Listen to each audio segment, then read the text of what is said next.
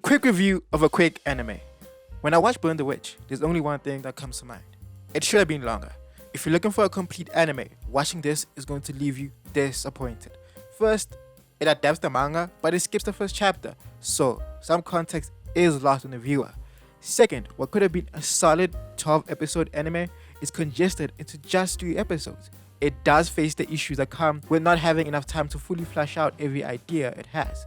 This world is really interesting, and if they just spent time exploring it, this show would have been a top tier anime. It draws you in with nostalgia because it exists in a world we love.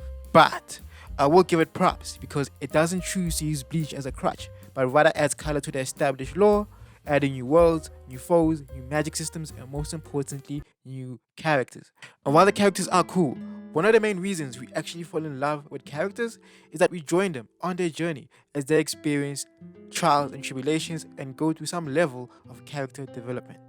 Character development is virtually non existent in this. And don't say it's just the episodes. Movies provide character development in short space of time all the time. The base you get is a sentence on the main character's motivations. One wants money and the other wants merit. Which is fine because those are motives that I can actually get behind, but those motives aren't explored so they don't hold that much gravity to me. Example, in Hunter x Hunter, Leorio's motivation is for money. It's seen as somewhat surface level. Then you realize money is the reason he couldn't save his friend, so he wants to make sure that never happens again. Now we have depth. Even the Grimjaw copy, his motivation is simply recognition, which low-key doesn't make sense to me since he literally is recognized as one of the top dogs in his field. But I do think it's interesting how they use his presence to discuss the themes around corruption and the lengths people will go to have their names go down in history. If you haven't read the manga one shot, good luck dealing with this guy and how he became so important to the plot, and why his pet is obsessed with panties. And then there's Macy, and I actually like what they did with her. I think it's a great way to tackle themes centering on inadequacy and the desire to feel special. And through her storyline, we get to talk about what it feels like to be in an environment where you feel like you don't belong.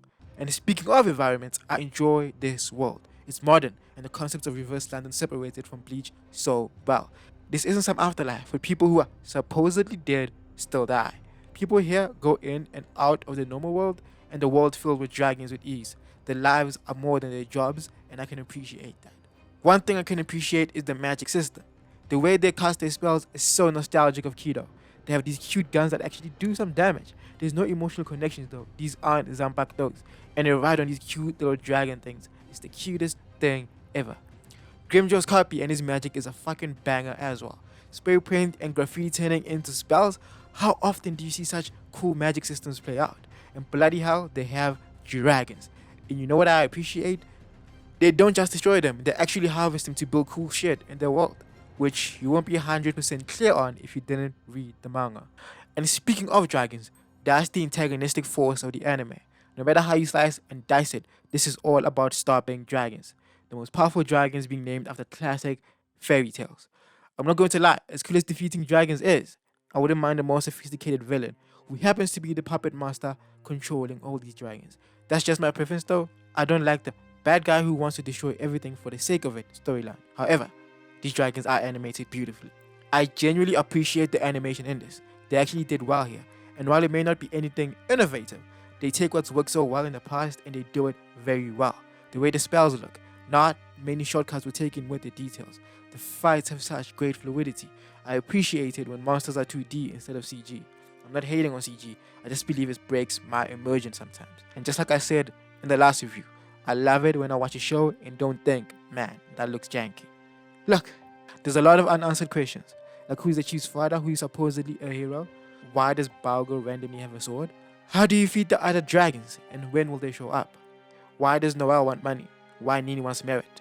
How exactly the relationship between the Bleach Soul Society and this one actually works? Depending on who you are, you can see these questions as plot holes that need to be addressed, or you can look at these episodes and say, hey, this was great setup for the future. All in all, a 6.5 out of 10.